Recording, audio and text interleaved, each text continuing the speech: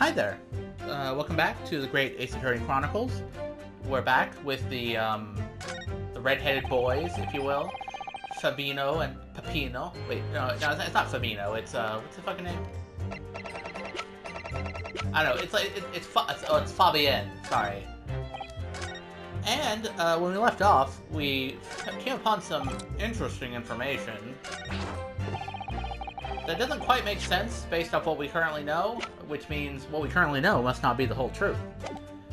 These papers, which we thought were fake, turned out to be legitimately Inspector Gregson's papers, and yet the person they spoke to and who they got the papers from was someone who clearly did not resemble Inspector Gregson. Unless Gregson was actually a master of disguise and he's like the fucking chameleon or whatever.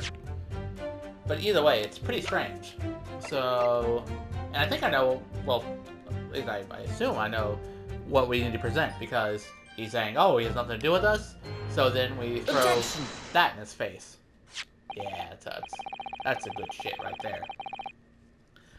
I wonder if I could ask you to examine this identification book very closely.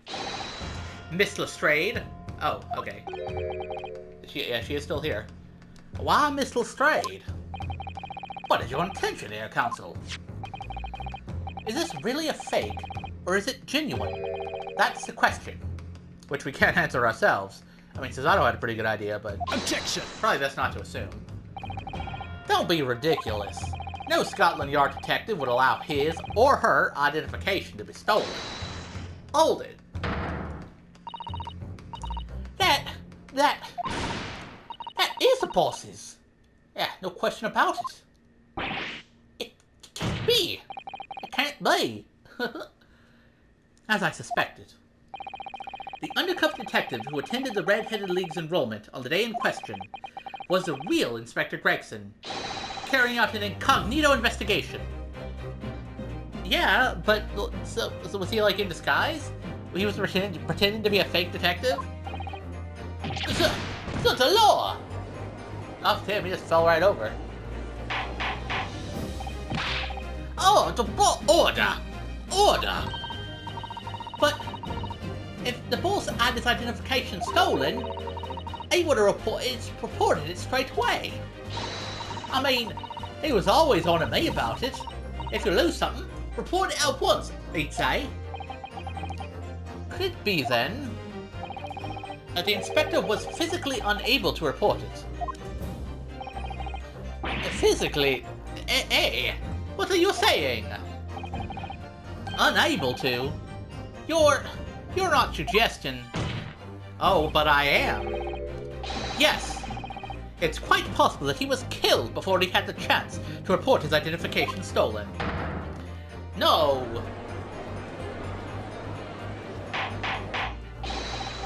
Order! Order! Order! Order. The defense posits that the victim was killed the day before his body was discovered at a different location. Do you two have anything to say about that? Where? I don't know nothing. Where? I don't know nothing. Where? Again, I don't know how that crying accent is supposed to sound. Man, you got him quickly, didn't you? Pull yourself together, Peppino. Mon Dieu! You can behave a little more like a master criminal than that, no? Now I wish I had to return to Italia.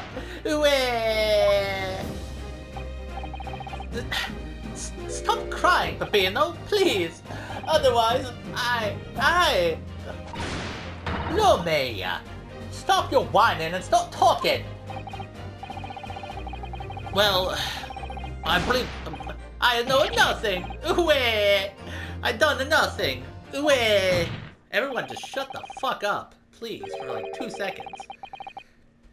But you will tell everything, or face the worst possible outcome.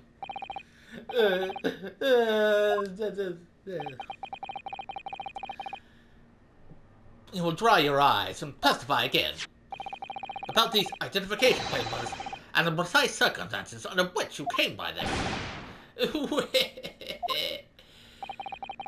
crying out loud.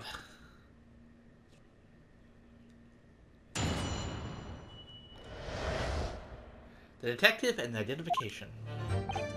The truth is, we took him prisoner and kept him for the night at our secret hideout. Wait, you took him prisoner? Okay, that's a little more extreme than what you claimed before. Even though I didn't think he was a real detective, I was too scared to let him go that day, just in case. We took the man's identification from him and shelter him in the room next to us.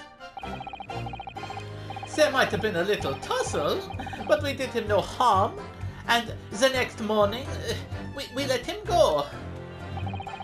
He spent a night in a nicer room. It was nothing like prison, really.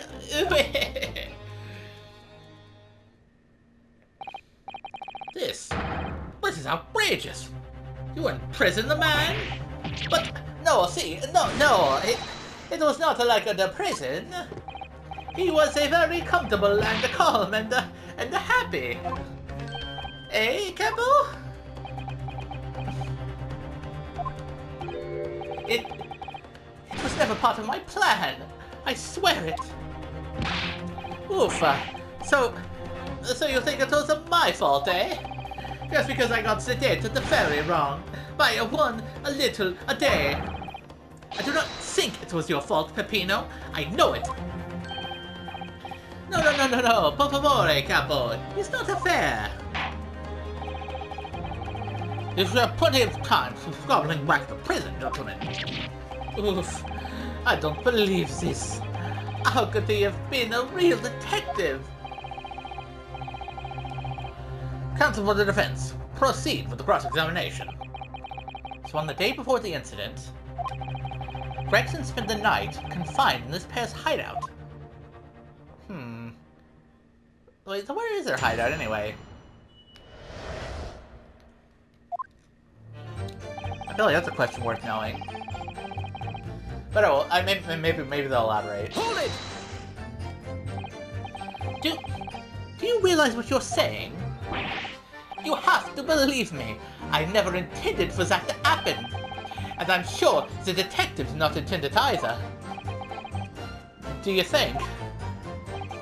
But there was nothing else I could do. See, nothing else. This was the first crime for the capo. He was at the end of his wits. I've told you before, Peppino. That is not the way to describe a criminal mastermind. What about this hideout of yours? Oh, an old empty house behind the park on Lime Street.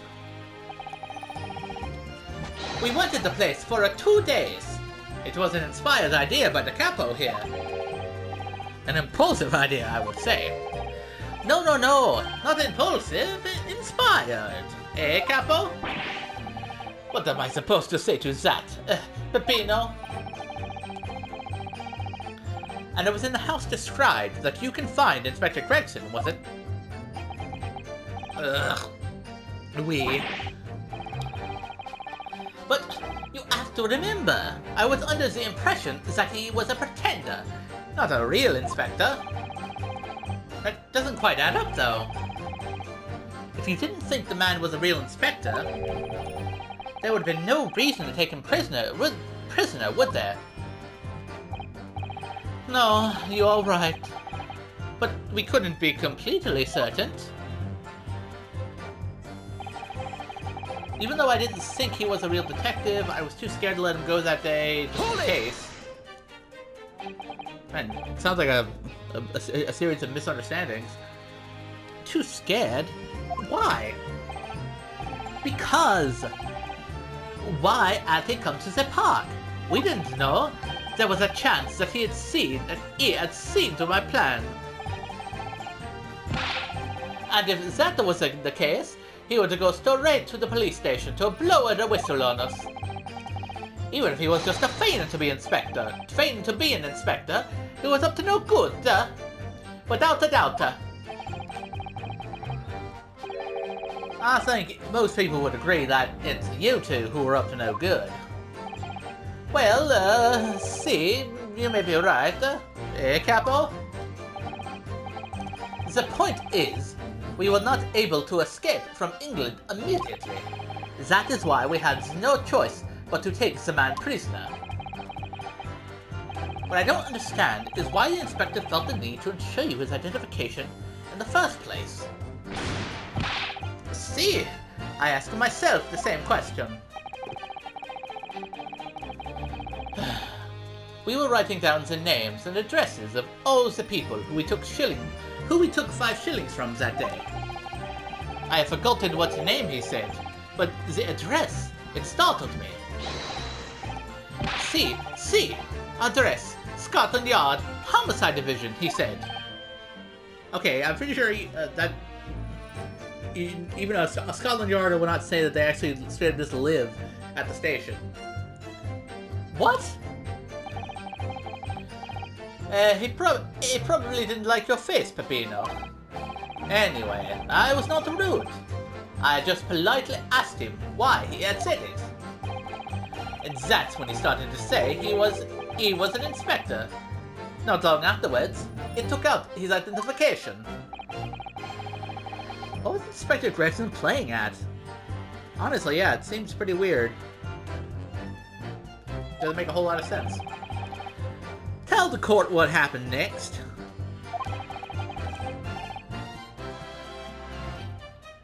You took him back to your hideout, you say? See, we did. We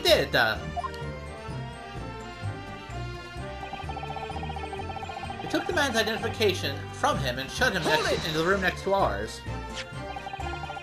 That being this identification book here, correct? See, that is the one. What made you believe that it was a forgery?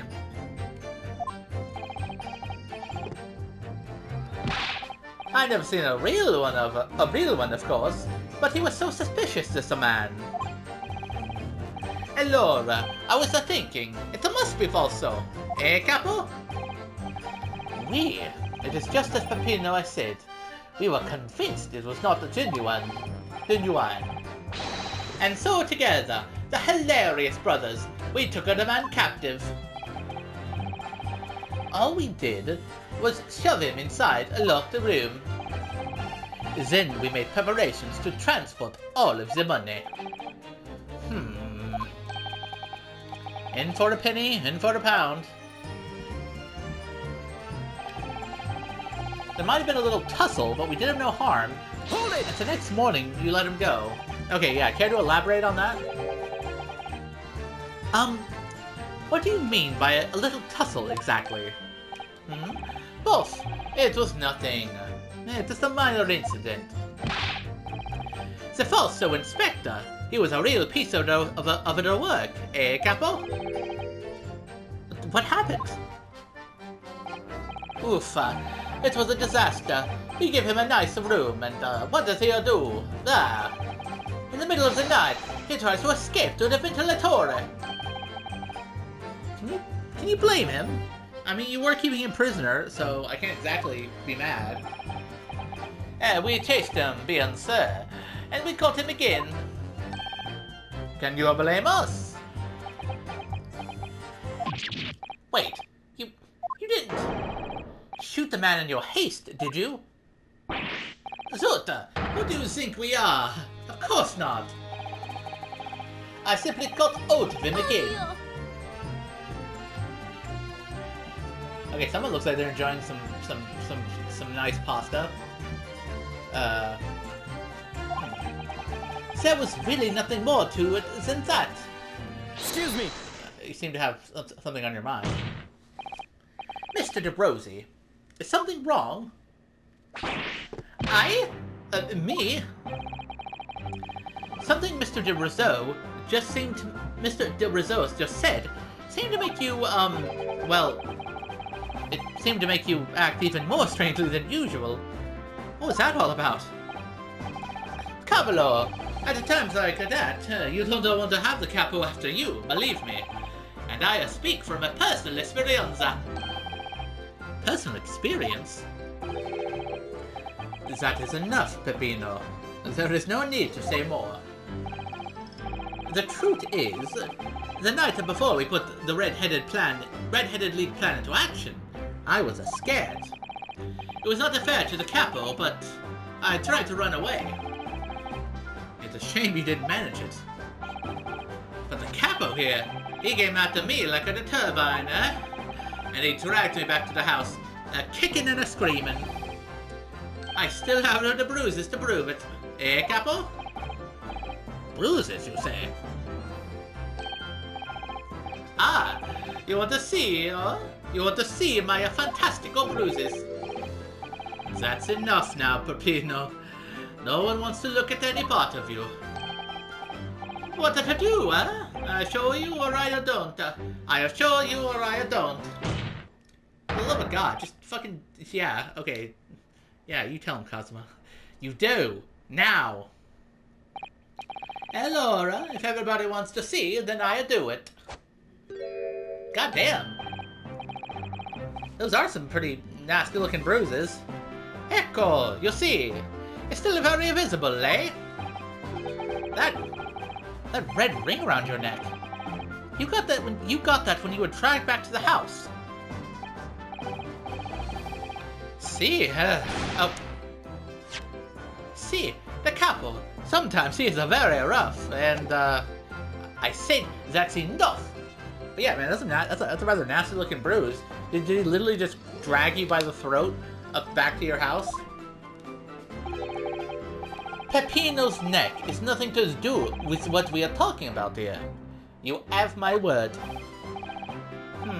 Yes. What is your opinion, Counsel? About this red ring around Mr. De Rosie's neck. I wonder, does it matter?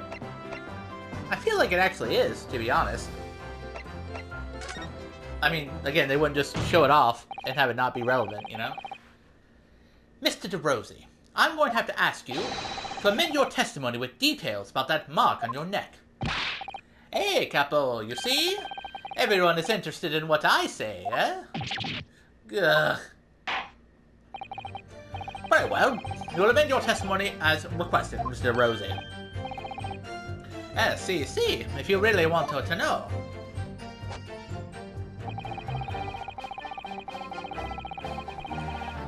He tried to escape, but the capo put a collar on him and dragged him back. Like what he did to our beings. What he did to me. Hold it! Are you saying that red mark was caused by...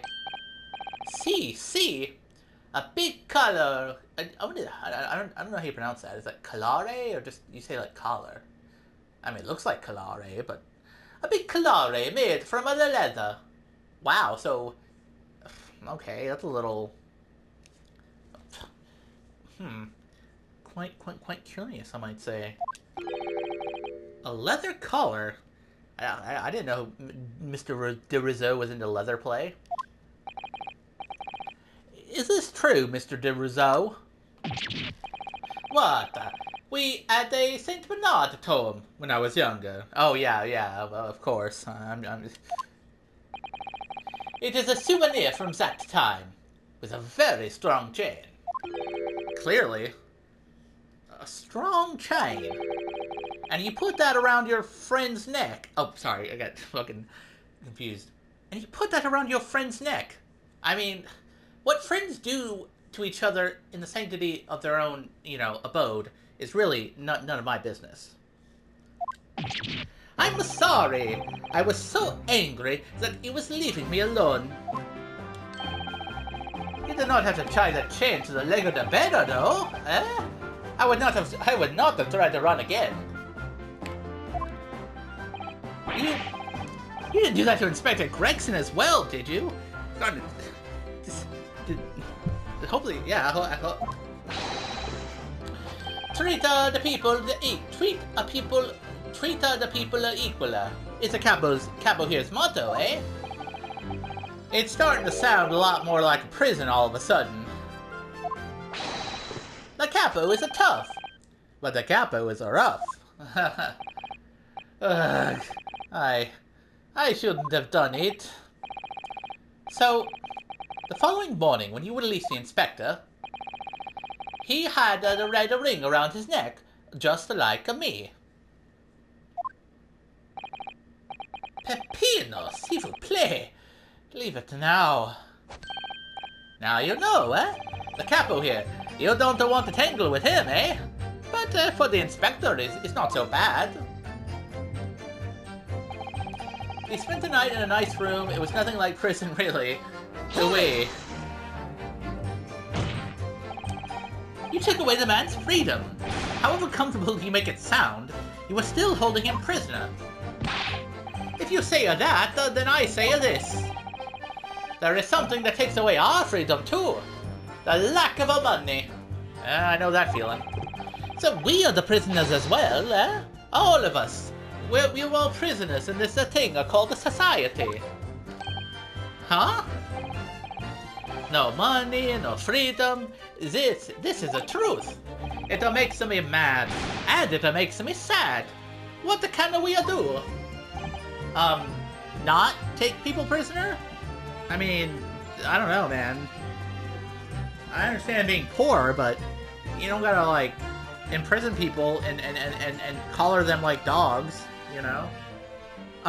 Well, if you feel so disenfranchised, take money to court. Though it'll cost you, of course. Oof, there you have it. You see, that is why we need the Red-Headed League, to fight for the justice. Perhaps he has a point. No, Mr. Naruhodo. All we did was to give the man a comfortable place to sleep for the night. And you say it was a prison, eh? Perhaps he has a point again.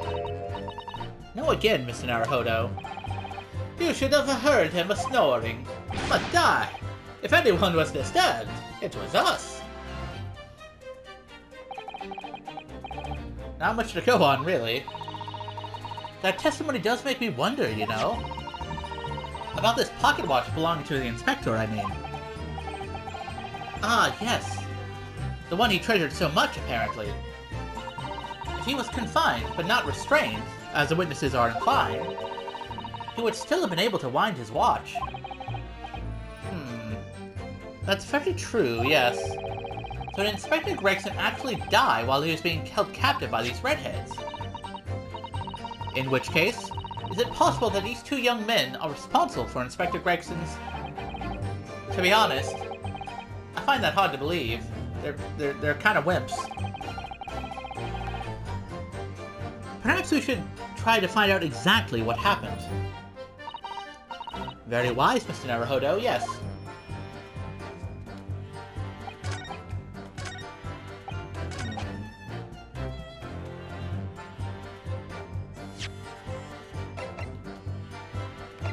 Okay, so let's just check something real quick.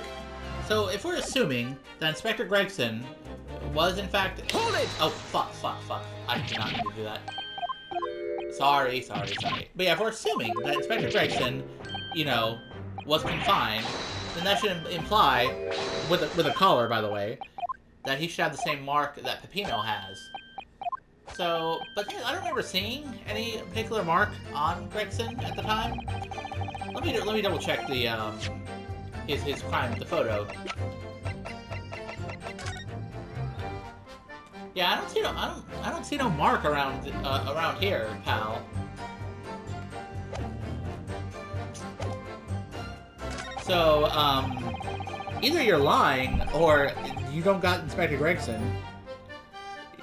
Just someone who looks like him, or I mean, then again, based off the physical description they gave, the guy didn't sound anything like Inspector Gregson, so... Well, either way, I'm going to present the photo, because it's clearly a contradiction. Objection! So the day before his body was discovered, Inspector Gregson was taken prisoner while working incognito. No, it was not like that. It was hardly a prison. It was an invitation to stay. It was, only. However you describe it, there's one glaring inconsistency that remains. What inconsistency of bliss, Counsel? I would ask the court to look closely at this photograph of the the victim, Inspector Gregson. He ain't got no mark around his neck, so clearly they didn't fucking collar him. You will see that there is no red ring visible around his neck. Eh? But that makes no sense. It was me who took the collar off of the collare off the man in the morning. And I saw the red bruises on his neck, just like I have. Given that the mark is still clearly visible on this witness's neck, we'd expect to see bruising on the victim, who was put in the collar more recently than Mr. DeRosie. Indeed, that is most peculiar. But what do we tell you, eh? We say this from the beginning, many times. Peppino is right. The man in the photograph is someone different to the man we held captives that night.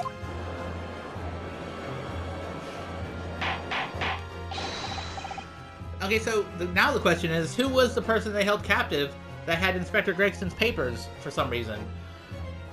Order! Order! Order! It would appear then that on the day before the incident, the man who visited the park on Lime Street, posing as an incognito inspector, was not Inspector Gregson at all. If that's true, however, how do you explain the inspector's identification? This is a genuine identification book, issued by Scotland Yard. It's inconceivable that someone could have stolen such an important item from the inspector. The prosecution made that assertion itself. Gah. And we also know that the inspector had made a note about the Red-Headed League in his diary for that day. But surely means we can't divorce the two events completely. It's quite curious indeed. But the inconsistency noted by the defense is most troubling. If it was the Inspector Gregson whom these two red-headed gentlemen encountered, the fact that no bruising can be seen around his neck defies explanation. But equally, if they actually encountered an imposter, how did that person come to be in possession of the real inspector's identification? But the defense have some plausible explanation, counsel. The whole thing defies explanation. It is for precisely these occasions that we keep meticulous notes in the court record, Mr. Naruhodo. Because those are the facts, and the facts cannot lie, unless the facts are wrong, in which case they would lie. But yeah, I get your point. I understand your drift, says Io. No, the facts can't lie. Even when they point to something so incredible, it's almost unbelievable. Well, my lord, the true identity of the person who turned up in the park for the Red-Headed League's enrollment is revealed by information in the court record, I believe. Good gracious! Very tantalizing, Mr. Naruhodo. So why don't you help us all to see whatever truth it is that you've apparently seen? Who exactly was this inspector that appeared before Mr. DeRosie and Mr. DeRosie? Well, that's a good question, and I'm not entirely sure. But, I will figure it out in the next episode, in fact. Yeah.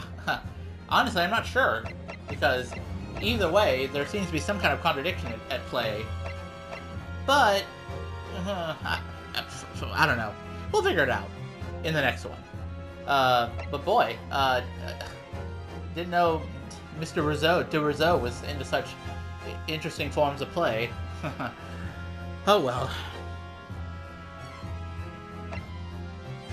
Well, then again, I mean, we do know someone. Well, you know what? I'll save it for the next time. I don't want to, give away the game too early. In the next episode, we will figure out just who Mr. DeRosie and Mr. DeRosie saw. But until then, I'll see you around.